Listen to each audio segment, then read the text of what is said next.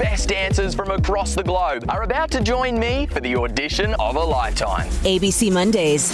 Do they have what it takes to compete and be the next Dancing with the Stars pro? I'm here to win. Nothing is going to stop me. Our star judges will decide. This is what hunger looks like. It was 100% a wrong choice. Robert Irwin hosts. The next era of ballroom starts right here on Dancing with the Stars, The Next Pro.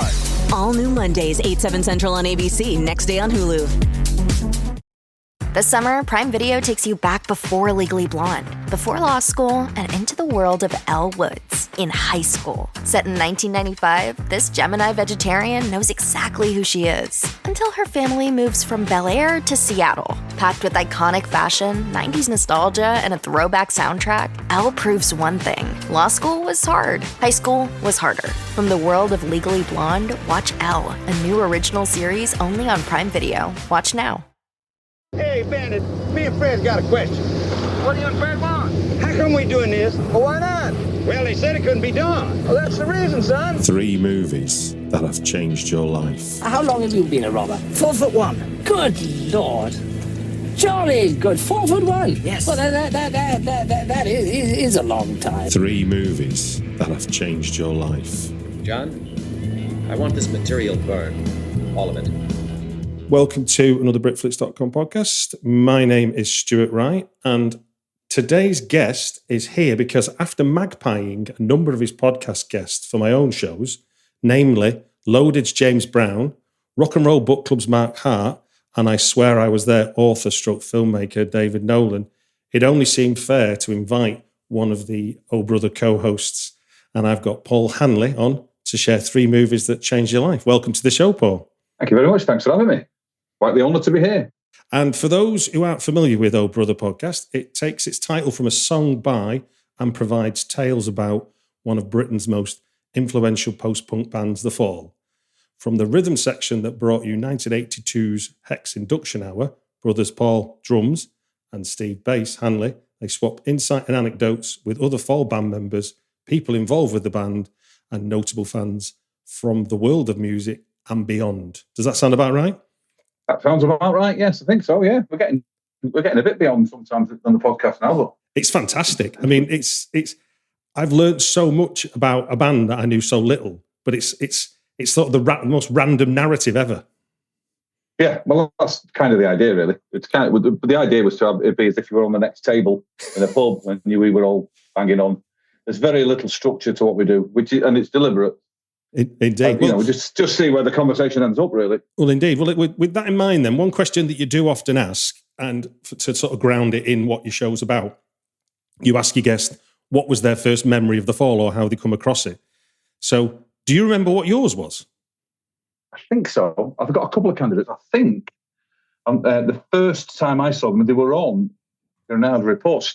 Mark Riley and Steve and Craig were involved in the band as kind of sort of periphery. Mark Riley was a kind of a roadie for them then. And they were on Granada Reports, which is like the local evening. But because it's Granada, which has got a big history of music films, and because of obviously Tony Wilson was on there, they tend to have a bit more esoteric music than you might expect from Look North or one of those kind of programs. And The Fall were on, being interviewed and playing live. So that was the first time I saw them. And I was going to go and watch them rehearse the next day. So maybe Mark was in the band by then. Maybe I'm getting mixed up. But my mum was quite concerned because she thought they were all off their heads when they were on being interviewed on the Granada Reports. But they weren't really. I mean, they might have been, but they came across as pretty cool to me. So, I did go watch them rehearse the next day. Wow. And they were just finishing off It's the New Thing. So, yes, Mark was in the band. I'm getting mixed up. Yeah. So the first time I will have known about The Fall was when Mark joined.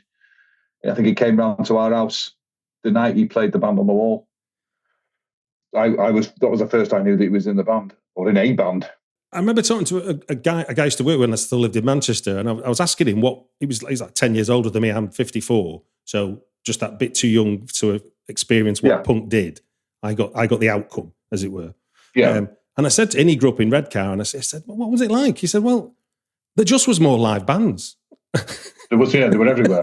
They were everywhere. There was like, I mean, I didn't know what it was before. I'm the same as you. I was like 14, maybe, when I got it, punk sort of hit 1978. I was 14. And it was just all of a sudden, because I could get into gigs at 14. And then I was quite tall. Well, still am quite tall, but you could get into gigs.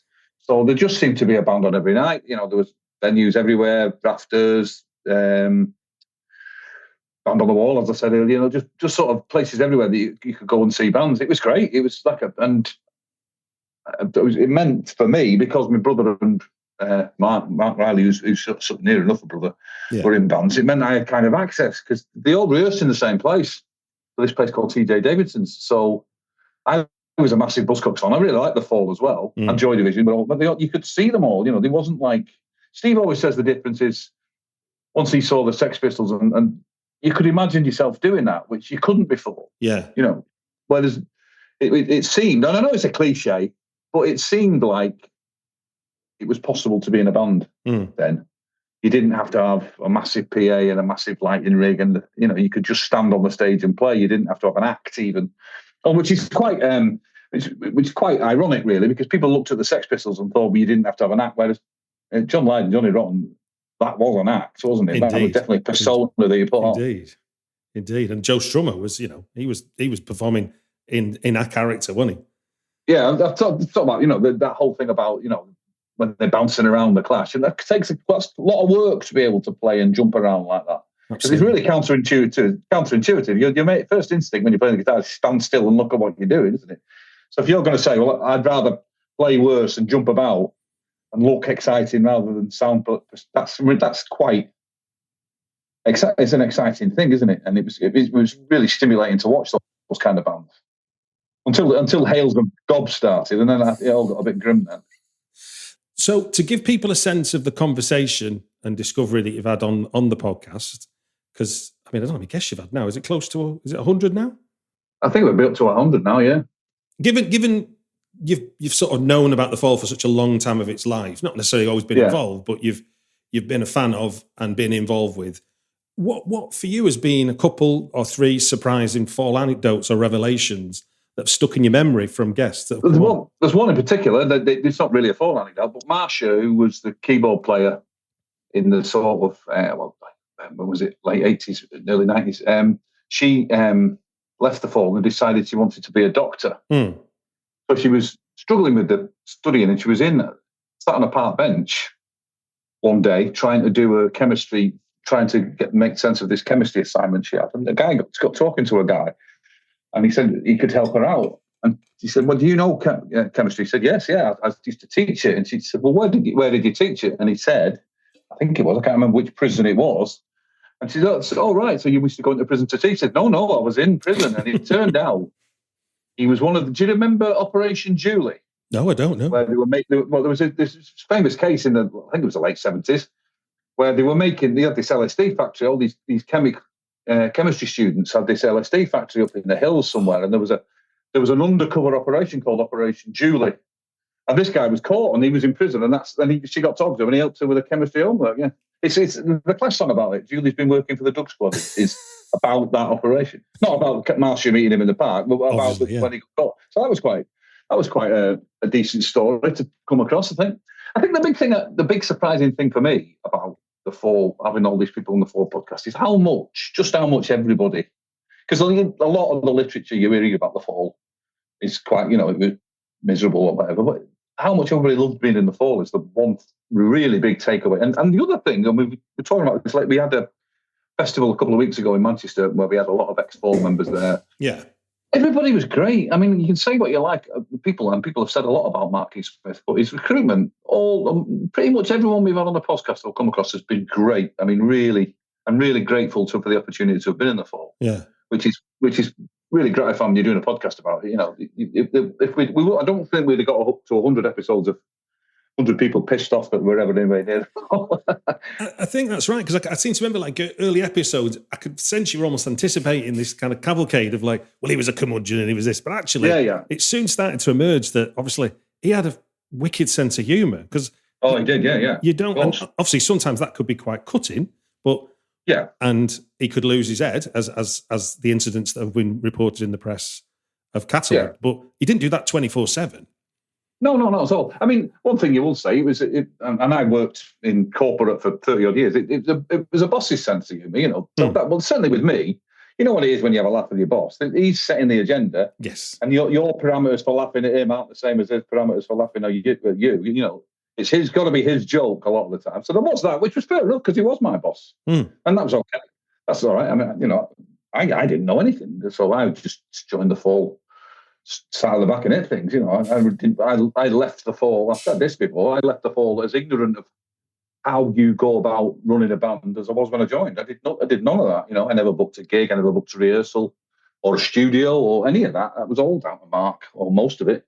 I think it changed later on. I think my brother Steve got a bit more involved in the nitty gritty. But I was there to do a job, and I did it.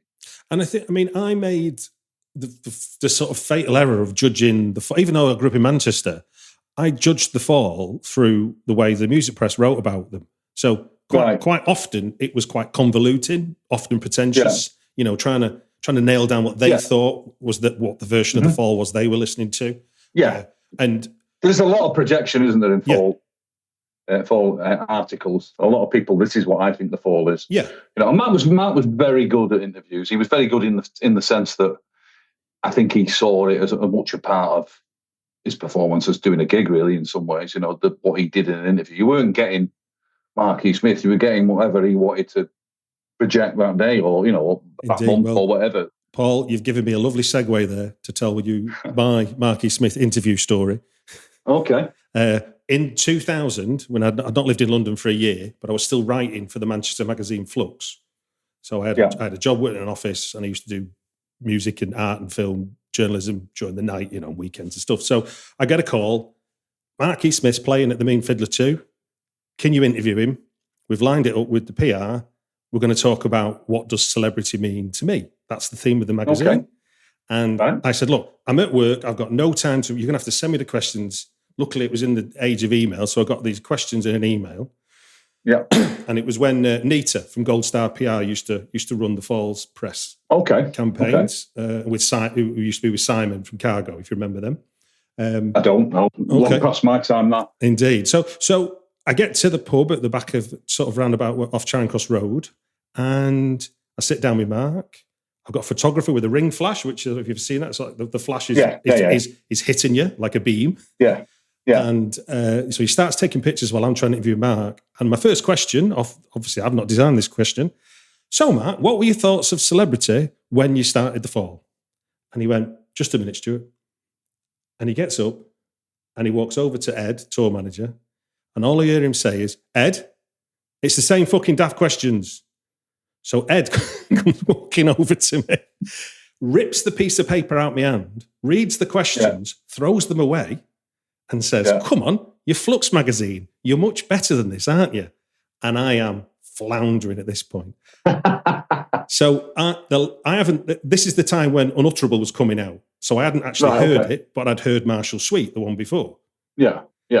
So a question I often ask when I'm in the middle of an interview with musicians is like, what overwhelming emotion dominates your album? And I started with that. And Mark saw through it. Like, he went, what album? I went, your new one. I said, what's it called? I said, I don't know. And it completely collapsed on me. And then as the photographer's doing it, the flash blinds Mark. And then Mark's going, oh, he's fucking blinded me. He's fucking blind. And then 4 minutes of nothing. But, you know, it's a story that I'll dine out on for as long as I live. Because I still went to the gig afterwards and it was fucking ace. I can't imagine it was particularly enjoyable, that 4 minutes, I must admit.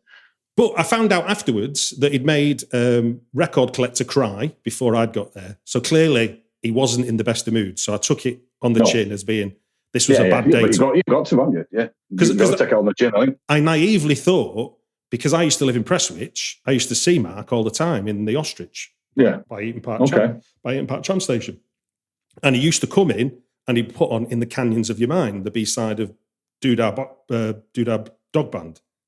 Regular clockwork. He would come in, get a pint, put that on, sit down, and then it'd come on. You know, it was so noticeable. Because obviously we were all students into our indie music, and there's Marky Smith, and you're like, oh my God. And and so while I'm floundering, I'm going, we used to put Canyon in the Mine on, and I can see his face going, who's this fucking stalker? What's he going about the Ostrich for? I'm on Charing Cross Road, aren't I? But yeah, that is my how I survived the fall. But yeah, pretty good. And weirdly, Paul, I got more into the fall living in London than I did when I lived in Prestwich, which is sweet. I mean, I saw them a few times in Manchester, and it was like that mid-late 90s period. I mean, me and my friend, I grew up in Radcliffe, North Manchester. One of my biggest regrets is not going to see the fall at the Civic Hall in Radcliffe. That was like, okay. I've got no idea why I didn't do it. You know, I could have walked to a gig. Yeah. And I'm like, that's the thing. It'll be on again. There'll be another one. Indeed. That's always the thing, isn't it? With gigs, I'll get them next time. You know, I did the same because I was a massive Buzzcocks fan, and they played Castlefield Bowl, and I said, I'm not going to this one. I'll go to the next one. Of course, he passed away. Oh, and so I never got a chance to see him again after that. I mean, I saw him a lot of times, but funny enough, "Canyons in Mine" was one of Pete's favourite songs as well. He liked the guitar solo. Really? Yeah. You're also now doing the House of All, aren't you? Which is a band sort of honouring, playing. So how did that begin then? And what was the emphasis for that to start? So it was Martin Brammer, who was one of the founder members of the Fall, guitarist. It was his idea. Yeah. And his idea was to sort of see if you took various members of the Fall from different times, put them in a room, what would that sound like? Would it, could they do it? Is there something in the DNA of the Fall that a member from 1977 and a member from 2005 could have some common ground? So he asked various people. I don't think he envisaged it as a sort of set band. I think when he first thought it would just be people wandering in and doing a bit and going out. But yeah, it quickly coalesced into a kind of core lineup or a set lineup, and it did work. We had Martin, obviously, who started the band, and then we had Pete Greenway, who was the guitarist in the last iteration of the Fall, right at the end. And then there was me and Steve and Cy Wollstonecroft, who was the drummer along with Steve for a long time. And we just got in a room and saw what happened. And then we ended up making an album, and then we took it playing live. And that's all we've done, really. You give yourself a limited amount of time, 3 days, to record an album's worth of music. And I think limiting things is really liberating when you make music. If you say, these are the instruments we've got, this is the time we've got, see what happens. Because if you just say, let's put anything on it, let's take as long as we want, I think it just becomes an exercise in pissing about, for want of it. Whereas I think what's great about the House of All albums is they're not like, let's do this again till it's finished. Let's do they're a document of what we were able to get done in the time allotted. Yeah. And I think that's quite exciting. I think it's a bit like a gig in a way, isn't it? You get what you can create on that stage in whatever amount of time, an hour or whatever it is. So it's a bit like that.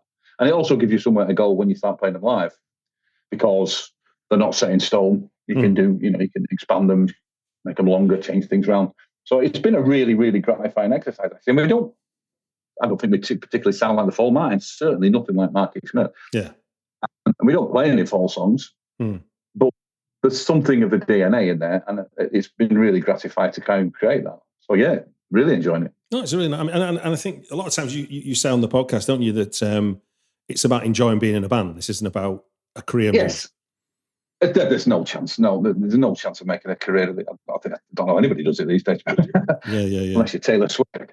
It's a difficult. But it's great for us, because you're at a certain time of your life where you can do it. I mean, having said that, I wouldn't do it for nothing. I'm not paying to play gigs. Yeah.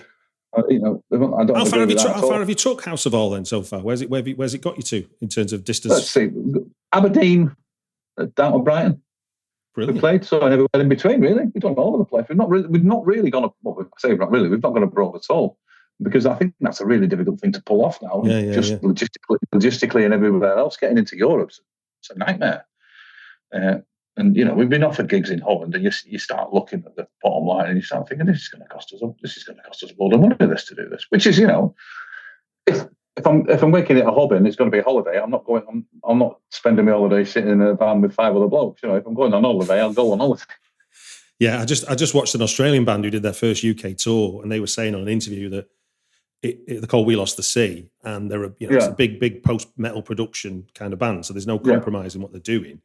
And it cost them 25 grand before they even set foot on stage to do. I can easily believe that. Yeah, I mean, this is a band playing to 400 people. Yeah. It's mad, isn't it? It's just a busted push, isn't it? Really. Yeah. In terms of a sustainable industry, it's just not there because you end up where the only people in the room not being paid are the bloody band. Then nobody expects the bar staff to do it for nothing. Exactly. Or the bloke on the door. So why would you expect the band to? Well, look, thank you for telling us about Oh Brother podcast and your memories of the fall and indulging me even to share my little fun episode with Mark. And we shall now move on to 3 films that have impacted everything in your adult life. The rules are simple. You've given me 3 films. I'll do a little introduction. We'll have 5 minutes per film. And every time we hear this sound, can you hear that at your end? Yes, loud and clear. First up, we're going all the way back to 1976. It's both the peak of New Hollywood and the dawn of the blockbuster. But Paul remembers a different sort of gem from that year. The film spin-off of 1973's sitcom Whatever Happened to the Likely Lads. Rebadged simply The Likely Lads for the big screen. It's the story that is of its time, shall we say. Bob and Terry find their lifelong friendship beginning to change as Terry becomes involved with a woman. Bob is dismayed, but his wife sees the opportunity to get Terry married off and put a wedge between friends. The film has no writing credits, but during the opening credits, the names of the creators of the sitcom, Dick Clements and Ian LaFrenney, appear over pregnant tummies. And the joke was conceived by. Very good. Indeed. Very clever. But tell me, why did The Likely Lads change your life? What was about this film? It's just something about that sitcom that it's absolutely stood the test of time. And because there was originally a 60s series called The Likely Lads, which wasn't very good, to be honest. It was about them when they were like late teenagers and just starting work. But the great thing about it is they brought it back in 72 as Whatever Happened to the Likely Lads, kind of a spin-off. Yeah.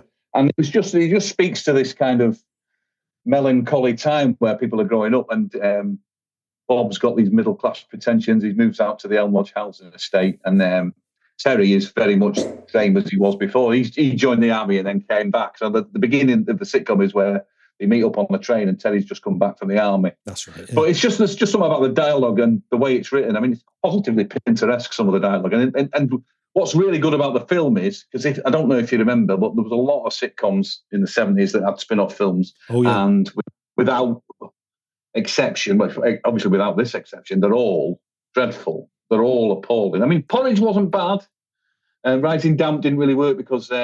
On the Buses was a big box office hit, but a terrible movie. But On the Buses was bigger than Dr. No, or one of them films that year. Yeah. And I don't know if you've ever watched any. Have you gone back and watched any On the Buses? Whether it's the film or the TV show, I don't know how much I can. It is absolute shite. I mean, I know it's of its time, and you have to put a warning on it and say these aren't the attitudes that we have now. The joke, enough, but even on that, it's just crap. The whole humour is based around clawing men.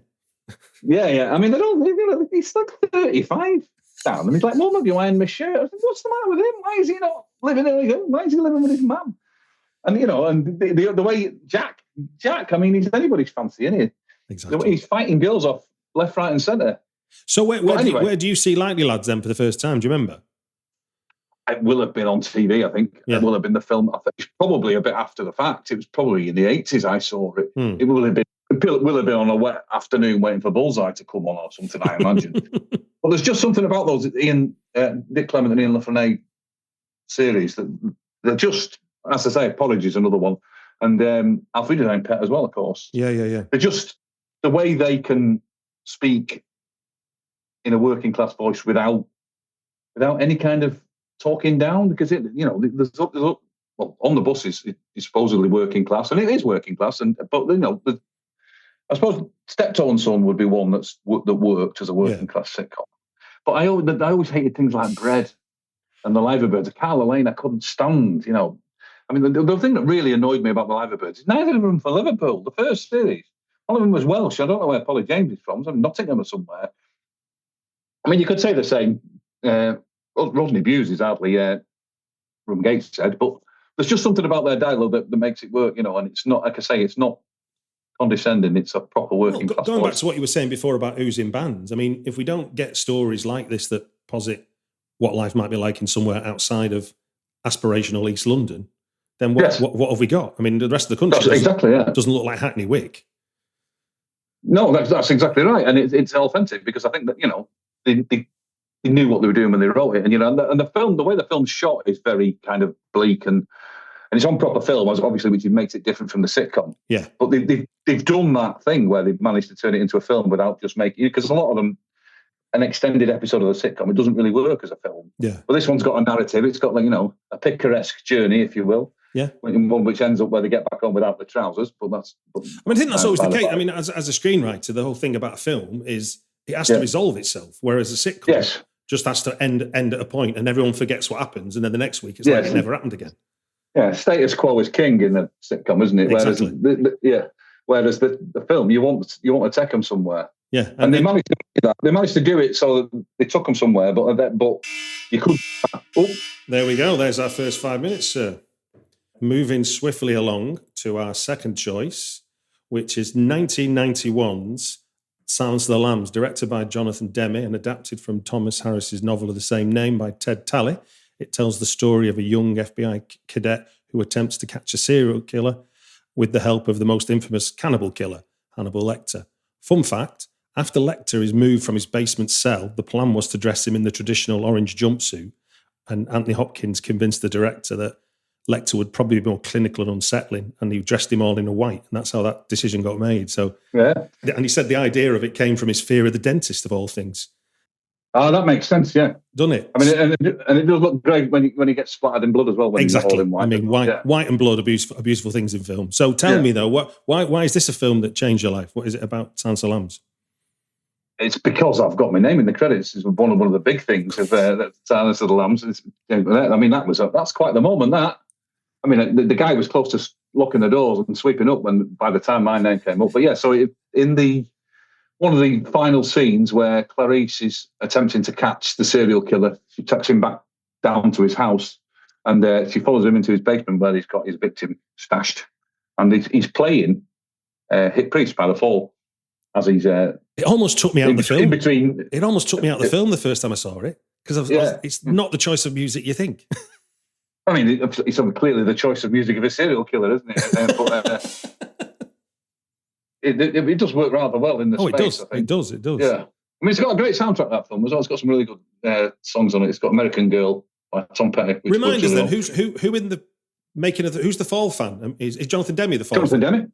Jonathan Demme is the Fall fan, yeah. Because I mean, he was quite. He did videos and things. He did Stop Making Sense, of course, with the Talking Heads. So yeah, he was a Fall fan. There's a quote from him on one of the Fall albums. I don't think anybody was making better music than the Fall in 1982. I think is what he said. So clearly, there's a pat on the back if you ever need one. Yeah, you can't argue with that, can you? Yeah, I can say. But what's gratifying is it's a good film, because you get. I wasn't in the band, but they got a letter through saying they're going to use it in this film. Jonathan Demme is going to use it in this film, and it could have been anything. It could have been, one of them bloody beach movies or something, Espresso Bongo or something where they have the Fall. Because there's a lot of them where they kind of tie it into a. The big one with the Fall is Totally Wired seems to pop up a lot. When they want to show people as drug addled, you lunatics, they put Totally Wired in the background for some reason. But it's an unusual song, Hit Priest, in that it's not a riff. Like a lot of Fall songs are riffs, whereas it's just like a kind of textural thing. Yeah, this is so it works well. This is more like the Fall sort of end of the sort of beef-arty end of what the Fall do. Kind of, it's not. You say that. I've never been a fan of Beefheart, I must admit. It's not about being a fan of him. It's more about the fact that it's not. Oh yeah, I can say that. But I would take issue with the fact that Hit Priest sounds like Captain Beefheart, because that would make it go down in my estimation, not up. Steve always says Captain Beefheart is like two bands rehearsing in the same room at the same time. That's what it sounds like. It can often be, yeah. If you go back to the blues album, it's fun. But it's just, this reminds me of a time because Sonic Youth would often talk about how much they like the Fall. Yes. And when Marky Smith is told this, he's kind of like, what? So they don't sound anything like it. He did that with everyone, though, didn't he? He didn't. If you wanted to put Mark off your music, all you had to say was you like the Fall, and then he would go completely the other way. He did. I don't think he appreciated.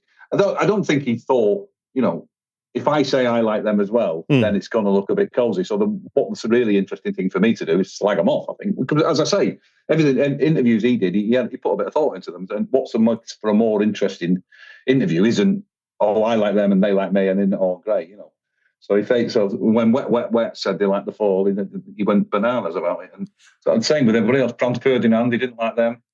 Well, it's. I mean, I think thinking of songs getting chosen for films and TV. I mean, FC Sparta was obviously a famous one, got used on BBC, and because it's an outlier business, i.e., what's successful you can never predict, and because Mark's not trying to make the music with the band to be picked up for music for soundtracks. That's right. Yeah. It sort of makes. I mean, that's the obviously kiss of death, isn't it? Once you start trying to write music for that, you get nowhere. No. I mean, the Touch Sensitive was on the. I can't remember what car it was now. That was on a car. Yeah, Vauxhall Corsa, yeah. Well, I mean, if you've ever seen, there's a complete rip-off of that scene of the when the record's getting played in a film called 8mm by Josh Schumacher, where where it's not the Fall, it's they've basically gone for the whole industrial metal noise that's on the record player. Oh, okay. Well, we'll never know. We'll never know. Clock is ticking. For your final choice, we're going to spend a weekend away with a pair of sloppy actors at an uncle's rundown country cottage.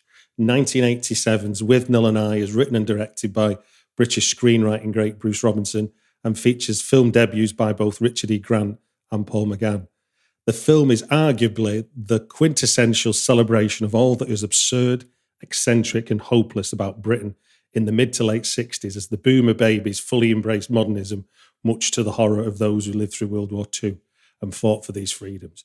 Although it's fared okay in cinemas when it came out, it struggled to break commercially, but like Rocky Horror Picture Show, word of mouth and late night screenings, plus what was then the burgeoning VHS market, saw this black comedy evolve into one of British cinema's most revered cult classics. And just to pick up on the 60s thing, in 2010, Paul McGann said that some people mistake the film as being shot in the 60s. He said, because it does feel authentic. And he said, but it sticks out like a Smiths record. Its provenance is from a different era. None of the production values, none of the iconography, none of the style remotely has it down as an 80s picture, which I think is quite telling. I'd never thought of that till sort of going. No, it is very true. Yeah, it couldn't be less of an 80s film, could it? Really? Yeah. And so for you then, where does this film hit you? Do you see this at the cinema? No, I don't think I saw this at the cinema. I will have been the VHS, I think. Okay. But from the first time I saw it, I just think it's magnificent, this film. I probably watched this film more times than any other. I think so. That's why I picked it. I think if I was picking a film that I'd watched a lot of times, and I've watched it with my kids as well now. It's one of those you evangelise about, isn't it? It's just perfect. I mean, it's just not a wasted second in the film, I don't think. And every character in it is just brilliant. Uncle Monty is probably one of the great comic characters of the 20th century, I think, as they all are. I mean, and every performance. What's his name? The drug dealer. Danny, the drug dealer, is just magnificent again. But I can't fault the line of the film, and I can quote it. I'm not going to do, but I could be one of those bores that you can go through whole reams of dialogue from the film, but I do try and resist the temptation. I can imagine this is a film that on the tour bus is something that could get played with a band.